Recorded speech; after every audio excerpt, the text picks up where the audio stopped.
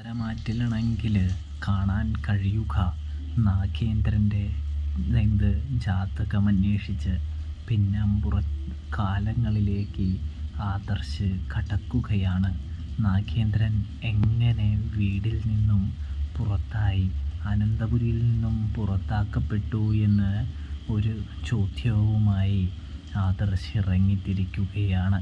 അതിൻ്റെയും കൂടി ഒരു കുറവുണ്ടായിരുന്നുള്ളൂ. ചാനൽ അതായത് സീരിയൽ വളരെയധികം വലിച്ചു നീട്ടിക്കൊണ്ടിരിക്കുകയാണല്ലോ. എല്ലാവർക്കും ബോറടിച്ചു തുടങ്ങിയിട്ടുണ്ട്. ഇപ്പോൾ നാഗേന്ദ്രൻ്റെ ജീവിതകഥയും കൂടി കാണിക്കുന്നുണ്ട്.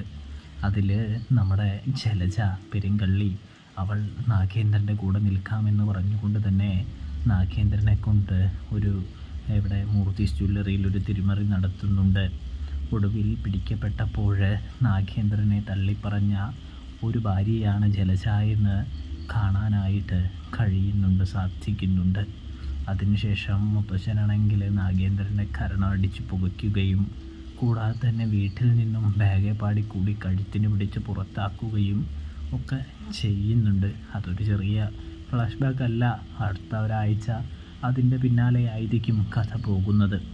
ഇതിനിടയിലാണെങ്കിൽ നമ്മുടെ അനി തുടക്കം തന്നെ വിവാഹ നിശ്ചയം അലമ്പിക്കളയുന്നുണ്ട് എന്ന് കാണാനായിട്ട് സാധിക്കുന്നുണ്ട്.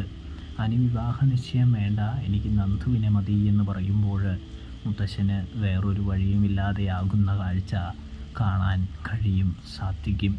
ഒടുവിലതാ അനി നന്ദു ബന്ധത്തിന് മുത്തശ്ശൻ പച്ചക്കൊടി കാണിക്കുമ്പോൾ പിന്നെ അവിടെ ജാനകിക്കൊരു പ്രസക്തിയില്ലാതെയാകുന്നതും കാണാൻ സാധിക്കുന്നുണ്ട്. പ്രേക്ഷകരെ, പ്രിയ കൂട്ടുകാരെ, അപ്പോൾ റിവ്യൂ ഇഷ്ടപ്പെട്ടാൽ സബ്സ്ക്രൈബ് ചെയ്യാനായിട്ട് മറക്കല്ലേ.